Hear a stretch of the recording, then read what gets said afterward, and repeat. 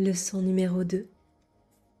J'ai donné à tout ce que je vois dans cette pièce, dans cette rue, de cette fenêtre, dans ce lieu, toute la signification que cela a pour moi.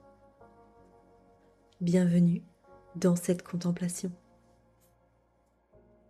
Cette leçon vient compléter directement la première. Si rien de ce que je vois ne signifie quoi que ce soit en soi, alors une seule conclusion s'impose. C'est moi qui ai donné à tout ce que je vois toute la signification que cela a pour moi. Le cours ne parle pas ici de moi en tant que personne. Il parle de l'esprit qui rêve le monde, de la conscience qui projette un sens, sur des images qui par elles-mêmes sont neutres.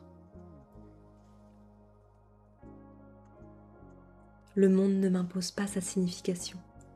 Il ne me dit pas ce qu'il est. Il ne décide pas de ce qui est important ou insignifiant. Tout cela vient de mon esprit. Ce que je vois est comme un écran vide, sur lequel j'ai projeté mes pensées passées, mes jugements, mes préférences, mes peurs, mes attachements.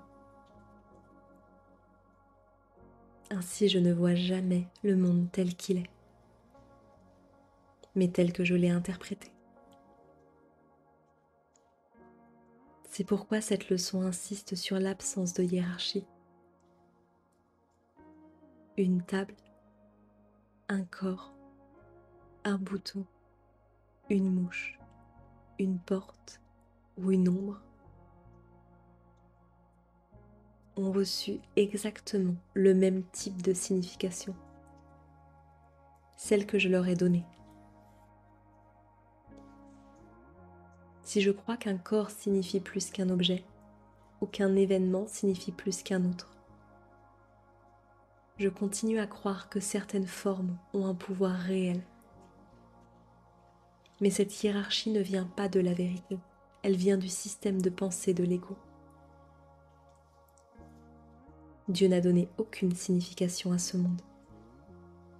Il ne connaît pas les formes, car il ne connaît que l'unité et la vérité. Le monde n'a donc pas été créé par lui, ni interprété par lui. La signification que j'y vois ne peut venir que de moi. Cette leçon me demande une honnêteté radicale.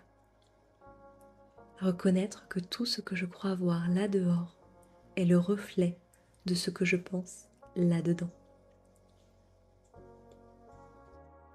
Même les valeurs que je crois avoir héritées ne sont pas simplement imposées par le monde ou la culture. Je n'ai retenu que celles qui correspondaient à ce que je voulais croire sur moi-même. Ici, le but de l'exercice n'est donc pas de changer ce que je vois, mais de voir comment je donne du sens, comment j'étiquette, comment je compare, comment je décide que ceci compte et que cela ne compte pas. Ces étiquettes cachent le véritable but du monde selon l'ego. Me convaincre que je suis un soi séparé, un corps dans un monde extérieur, un personnage isolé dans un rêve qui me dépasse. Mais derrière ce but de l'ego, il existe un autre but, celui du Saint-Esprit. Ce même monde auquel j'ai donné une signification fausse peut devenir une salle de classe, non pour confirmer la séparation, mais pour apprendre le pardon.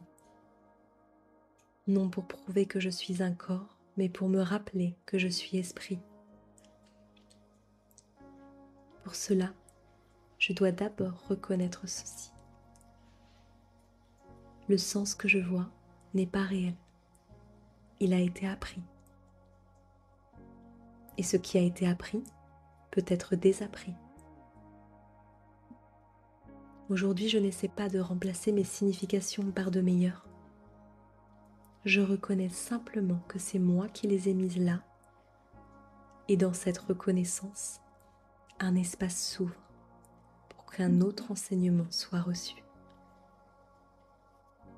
Aujourd'hui, je reconnais que le monde que je vois reflète les significations que je lui ai données et je m'ouvre à un autre regard.